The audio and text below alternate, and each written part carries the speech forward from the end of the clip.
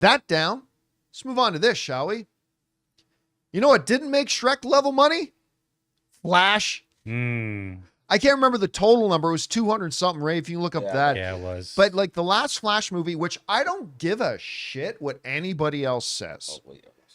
271. I thought that movie was wonderful. I had a great time watching Flash. I really did. Almost half of Black Adam. Yeah, how much did it make? 271. 271. Oh my God. But it flopped hard, guys. It flopped hard. Yeah, I understand. It had some CGI issues. I didn't care. I thought it was a delightful movie. Like in my first out of the theater reaction to it when I saw it at CinemaCon, I said, hey, it's not the greatest movie ever made. It's not the greatest comic book movie ever made. It's not, but it was fun. I thought it was delightful. I was able to take all the nonsense surrounding Ezra Miller and put that aside and just watch the movie and appreciate it for what it was.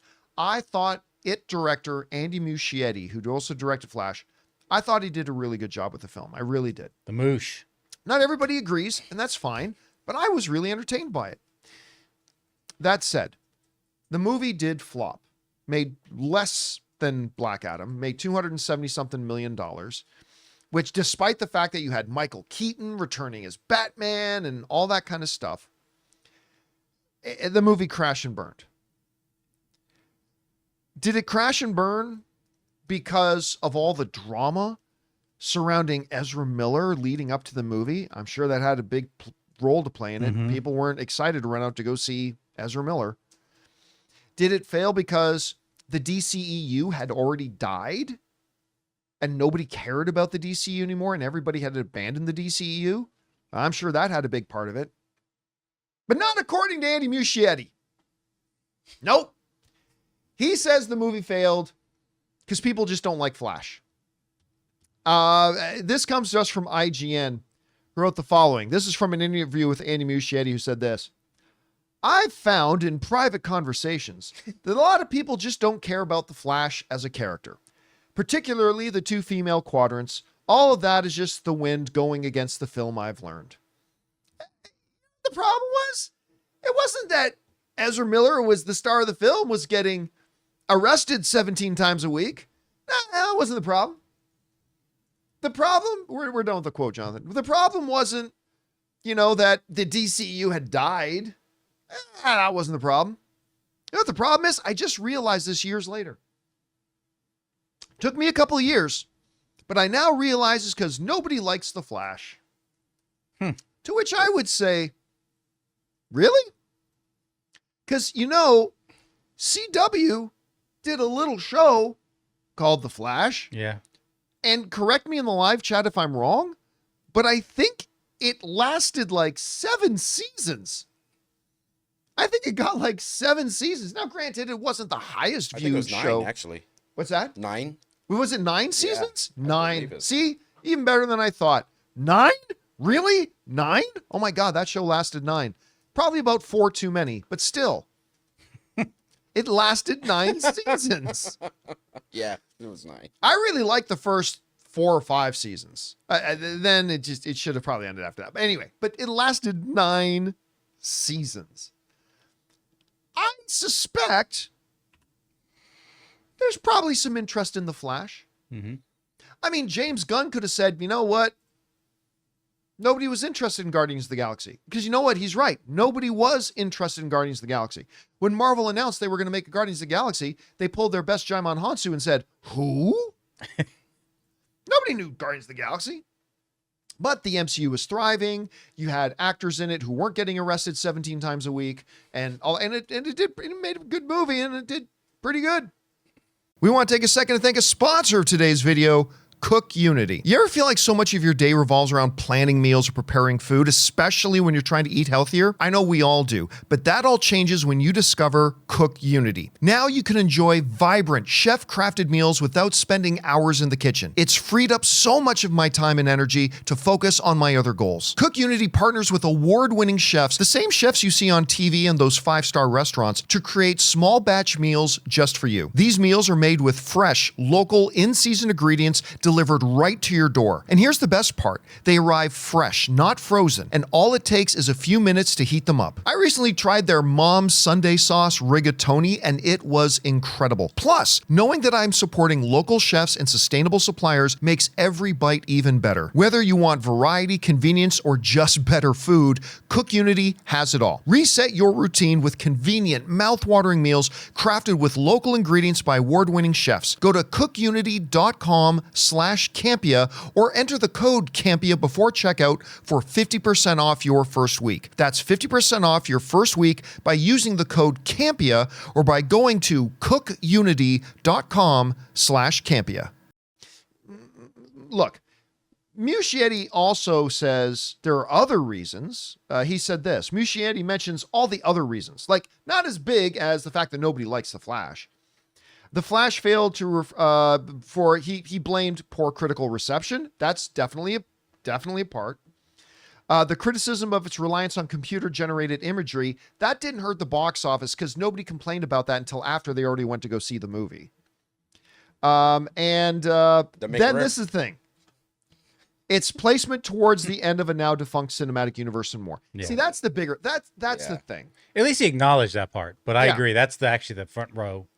I think the two biggest culprits for the financial failings of Flash was, number one, the negative stuff. The old saying goes, all publicity is good publicity.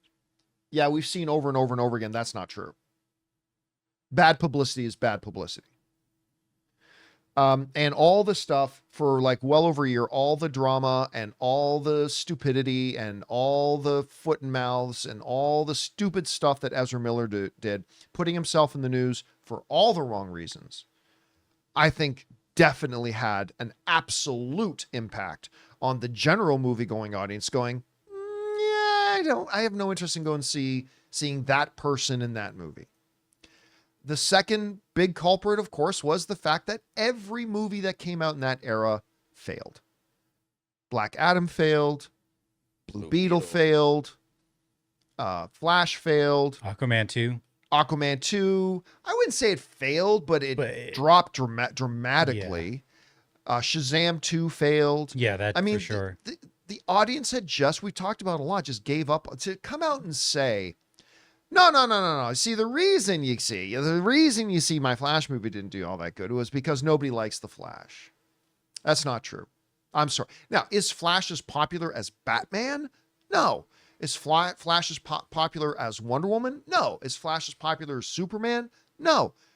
But to say that the reason my movie didn't work is because people don't care about the Flash, I think is objectively incorrect.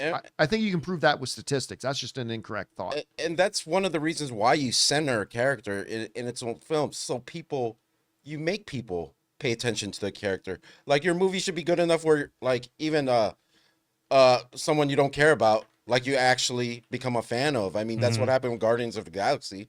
I mean, there's a lot of people who are unfamiliar with them, and then they watched the movie, and then they went for not only 2 movies, they went for 3 movies. Well, you know who is a comic book character that people don't care about?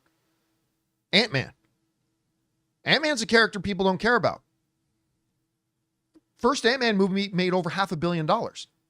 Made $519 million. And you know what? I'll say this. I think Flash, and I really like the first Ant-Man movie. I think Flash is just as good as the first Ant-Man movie. I really do. But Ant-Man had Paul Rudd starring in it, who everybody enjoys and likes. At least not a lot of people hate Paul Rudd. And Paul Rudd, again, doesn't get arrested 17 times a week leading up to a movie's release.